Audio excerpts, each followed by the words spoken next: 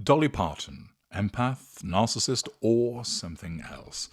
Part 5. Hello, I'm H.G. Tudor, and we consider more of the life of Dolly Parton.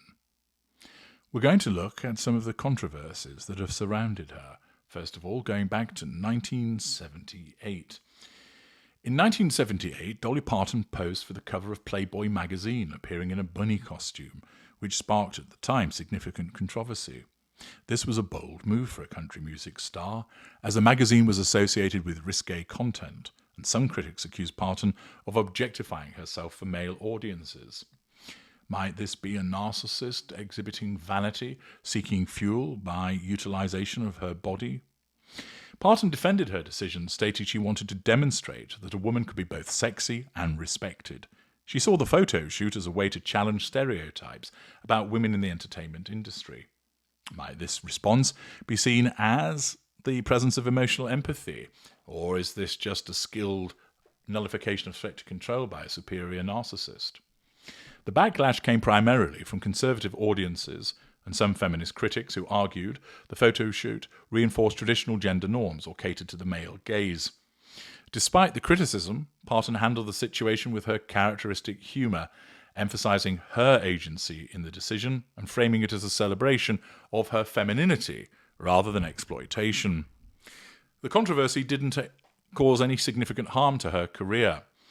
Her openness about the decision and her ability to deflect criticism with charm helped maintain her popularity. Is this the deflection of a highly skilled narcissist utilizing charm, perhaps indicative of the greater? In the 1970s and 80s, some of Parton's songs, such as The Bridge and Touch Your Woman, faced criticism for their suggestive themes. Certain radio stations banned The Bridge owing to its perceived sexual content, while Touch Your Woman was criticised for promoting traditional gender roles. The Bridge, from the late 1960s, was interpreted by some as addressing sensitive topics like unplanned pregnancy or suicide, leading to bans by conservative radio stations. Touch Your Woman in 1972 was seen by some critics as reinforcing outdated gender dynamics, though Parton argued her songs were storytelling, open to interpretation and not meant to offend. The criticisms were relatively minor, but they highlighted the tension between Parton's wholesome image and the occasional edginess of her music. Is this a greater narcissist who deploys a highly fashioned facade but can't help throw in some provocation as well, or simply someone passing social commentary and doing so through artistic freedom? In 2017, Parton was accused of being anti-LGBTQ after appearing on the cover of the Christian magazine World, which had a history of anti-LGBTQ stances. The accusation sparked debate, given Parton's long-standing support for the LGBTQ community. Critics suggested that Parton's association with World implied an endorsement of its views, despite no evidence of her supporting anti-LGBTQ causes. Parton quickly dismissed the accusations as false, reiterating her decades-long advocacy for LGBTQ rights, including her early support for gay marriage and her inclusive stance towards all people. She has consistently stated, "I love everybody," and emphasized that judging others is God's business.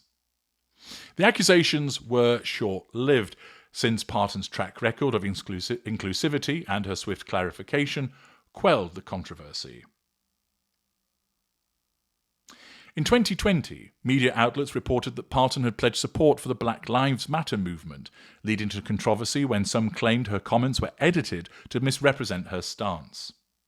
In an interview, Parton expressed support for the idea that Black Lives Matter and acknowledged the need for protests, but she did not explicitly endorse the Black Lives Matter organization. Outlets like Billboard and CNN were accused of editing her comments to suggest stronger political alignment than she intended. Saving Country Music argued that the media misrepresented Parton's apolitical stance, accusing outlets of pushing a narrative for clicks. Others defended the reporting, noting that Parton's comments were clear in supporting the broader sentiment of the movement. Parton's reluctance to engage in explicit political statements fueled the debate, as her words were interpreted differently by various groups. She didn't publicly address the media's misrepresentations, which is consistent with her strategy of avoiding political entanglements. Is this again a highly skilled individual that understands that an appropriate way to nullify threats to control is simply to remain at distance and do so from a position of remaining in withdrawal? In 2022, Parton was nominated for the Rock and Roll Hall of Fame, but initially requested to be removed from consideration, stating she didn't feel she'd earned that right as a country artist. Her induction, despite her request, caused a minor controversy. Parton expressed humility, noting that she didn't want to split votes or take a spot from rock artists. The Rock and Roll Hall of Fame Foundation refused to withdraw her nomination, citing her influence and talent. Some fans and commentators supported her induction, arguing her crossover appeal. Others felt her reluctance should have been respected. She ultimately accepted the induction, joking, "I guess I'm a rock star now," and even teased a potential rock album, which materialized as Rockstar in 2023. This mild controversy was quickly overshadowed by Parton's gracious acceptance and her subsequent release of Rockstar, which was well received and became her highest charting Billboard 200 album. Does this demonstrate the use of humour and humility, exhibiting an ability to utilise her emotional empathy to resolve problematic situations? In 2023, she faced backlash for collaborating with Kid Rock on the duet Either Or for her album Rockstar. Kid Rock's controversial actions, particularly his public criticism of transgender influencer Dylan Mulvaney, led some to criticise Parton's decision to work with him. Parton defended the collaboration, citing her Christian faith and stating, "I love everybody. I don't criticise, I don't condone nor condemn." She also criticised cancel culture, saying, "We all make mistakes." Is this demonstrative of an open-minded individual driven by emotional empathy? The backlash was limited, as Parton's fans largely accepted her explanation and her commitment to inclusivity. In June 2024, the Federalist, a conservative outlet, published an article by Erica Anderson titled "There's Nothing Loving About Dolly Parton's False Gospel," criticising Parton's inclusive stance towards the LGBTQ community as incompatible with her Christian faith. The article accused Parton of promoting a false gospel by using her faith to justify her acceptance of all people, including those identifying as LGBTQ+. It was seen as a homophobic attack, prompting widespread backlash from fans, with comments like, "They came for Dolly, we ride at dawn." Coming for Dolly Parton is the biggest blunder. Anderson later expressed regret, saying, "I regret use of Dolly as the example for the point I was making in the article. Dolly is one of the few people who is beloved by all and who loves all." Parton didn't directly respond to the article, but has consistently maintained her stance of loving everyone. Is this the utilization of a consistent facade, or is it the genuine behavior of an individual which is driven by her considerable emotional empathy? In July 2024, an academic paper accused Parton's Imagination Library, which provides free books to children, of promoting white saviorism and being potentially dangerous.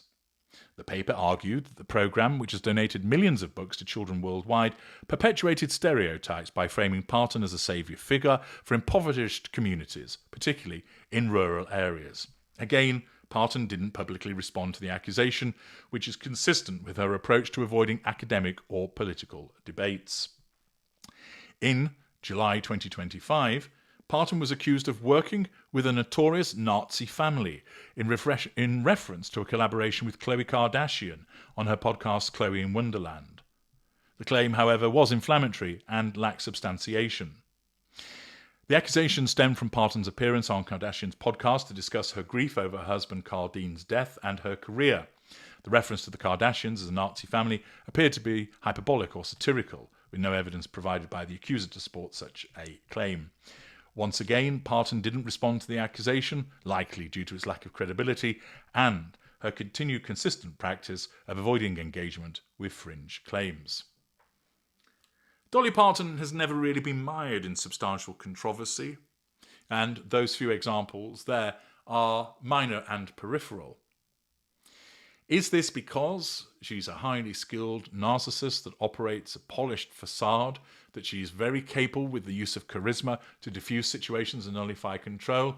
Or is it a consequence of the fact that she operates with genuine emotional empathy and that she is well liked as a consequence of that, which means that many people are willing to be more accepting of her explanations and stances than they might otherwise do.